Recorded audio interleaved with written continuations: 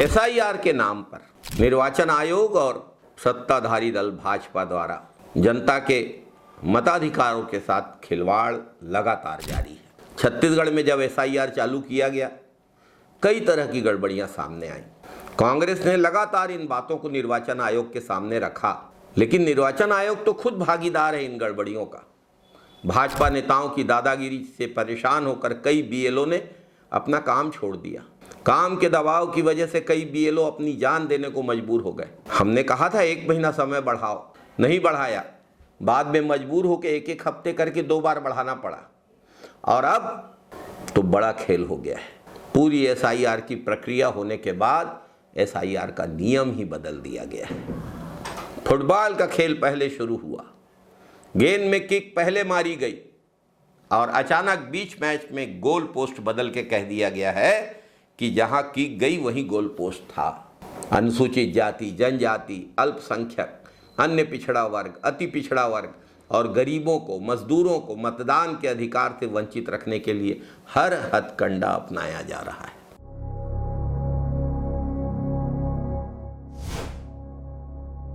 SIR में हुए बदलाव पे बात करते हैं।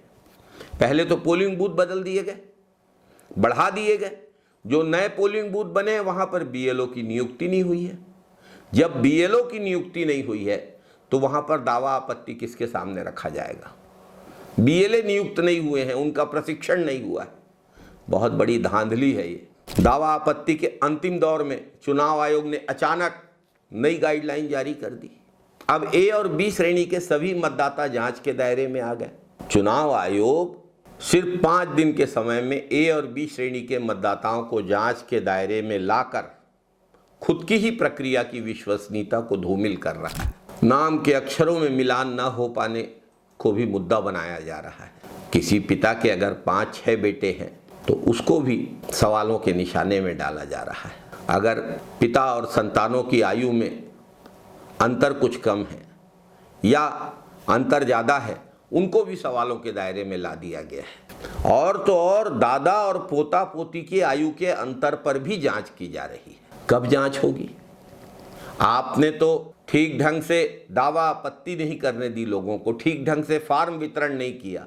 अब आप इतने बारीक मापदंडों पे जा रहे हैं। एसआईआर की प्रारंभिक गाइडलाइन में इन बातों का जिक्र नहीं था। निर्वाचन अधिकारियों के साथ बैठकों में भी राजनीतिक दलों को इसकी कोई जानकारी नहीं दी गई। बिहार में हुए एसआईआर में भी ऐसी प्रक्रिया नहीं अपनाई गई थी। शुरू से निर्वाचन आयोग ने बताया कि ए और बी श्रेणी के मतदाता का नाम मतदाता सूची में सुरक्षित है, लेकिन अब ए और बी श्रेणी के मतदाताओं को भी जांच के दायरे में लाया जा रहा है।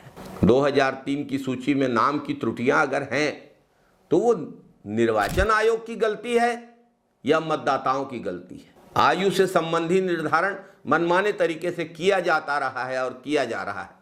पिता, पुत्र, पुत्री, दादा, पोता, पोती की आयु के अनुपात को लेकर बनाई गई गाइडलाइन का कोई आधार नहीं है। प्रविष्टि की त्रुटियों के कारण भी, विभागीय गलतियों से भी ऐसी स्थिति बनती है।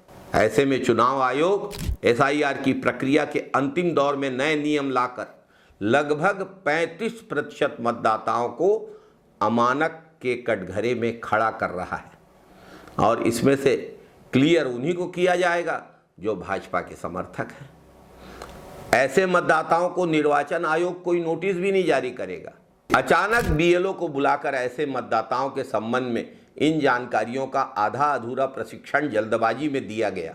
बीएलए को इस प्रक्रिया से जोड़ने की जरूरत ही नहीं समझी गई। बीएलओ डोर टू डोर जाकर ऐसे मतदाताओं के संदर्भ में दस्तावेज अपलोड करेंगे, ऐसा कहा जा रहा है। लेकिन इसमें 3 दिक्कतें हैं। गणना प्रपत्र के वितरण में भी बीएलओ ठीक से नहीं कर पाए। कई बीएलओ ने शिथिलता बरती है। अतः अब डोर टू डोर इन बारीक मापदंडों पे बीएलओ काम कर पाएंगे, इसमें संशय है। बीएलओ का जो ऐप है वो आंग्ल भाषा में है, अंग्रेजी में है। दस्तावेज अपलोड करने की प्रक्रिया में जो विकल्प आते हैं वे भी अंग्रेजी में है। अधिकांश आबादी ग्रामीण है और अधिकांश बीएलओ अंग्रेजी की भाषा को लेकर इतने सुविधाजनक स्थिति में नहीं है। 13 जनवरी को अचानक ये गाइडलाइन जारी करके बीएलओ को 19 जनवरी तक यानी सिर्फ 6 दिन के अंदर इस काम को करने को कहा गया है। चुनाव आयोग के इन नए फरमानों के कारण हर दूसरा मतदाता, हर तीसरा मतदाता जांच के दायरे में आ गया है। प्रशासनिक अधिकारी भी ये मान रहे हैं कि अगर बीएलओ पूरी क्षमता से काम करेंगे तो भी 10 से 15% मतदाताओं का नाम मतदाता सूची से विलोपित होना तय है। आज हम में से हर मतदाता सवालों के दायरे में है। आज तक एसआईआर हुआ था, लेकिन कभी पूरी मतदाता सूची को शून्य करके नहीं किया गया था, और जो सवालों के दायरे में है उनकी सूची अनुपलब्ध है। हम में से कोई नहीं जानता कि इस प्रक्रिया का उपयोग किस मतदाता पर किया जाएगा। चुनाव आयोग और भाजपा के बीच जो लगातार मिलीभगत चल रही है, उससे स्पष्ट है कि इस प्रक्रिया का एकमात्र उद्देश्य सत्ताधारी दल के लिए सुरक्षित मतदाता सूची का निर्माण करना है। पहले मतदाता सरकार चुनते थे, अब सरकार मतदाता चुन रही है एसआईआर की प्रक्रिया के द्वारा। ऐसी स्थिति में एसआईआर की प्रक्रिया से जुड़े सभी बीएलओ, बीएलए और सभी राजनीतिक कार्यकर्ताओं से आग्रह है कि वे सक्रियता से इस प्रक्रिया से जुड़े, अन्यथा हम अपने मतदाताओं के साथ साथ अपना स्वयं या अपने परिवार के व्यक्ति का नाम भी मतदाता सूची में सुरक्षित रखने में विफल हो जाएंगे। एक बार नाम कटने के बाद मतदाता सूची में नाम जोड़ने के लिए भाजपा नेताओं की कृपा पर आश्रित होना पड़ेगा मतदाताओं को। सभी वरिष्ठ नेताओं से, पदाधिकारियों से, कार्यकर्ताओं से, बीएलए से प्रार्थना है, निवेदन है कि तत्काल बीएलओ से संपर्क स्थापित करें। एसआईआर की प्रक्रिया के अंतिम चरण में कहीं कोई चूक नहीं होना चाहिए। स्वयं के साथ साथ हर मतदाता जो वोट देने के लिए योग्यता रखता है उसका नाम इस सूची में आए, इसके लिए हमको प्रयास करना है। भाजपा और निर्वाचन आयोग की मिलीभगत को हमें मिलकर बेनकाब करना है और असफल भी करना है। जय लोकतंत्र, जय संविधान। मतदान हमारा अधिकार है, इस अधिकार को गंवाना नहीं है। जय हिंद साथियों, वंदे मातरम साथियों।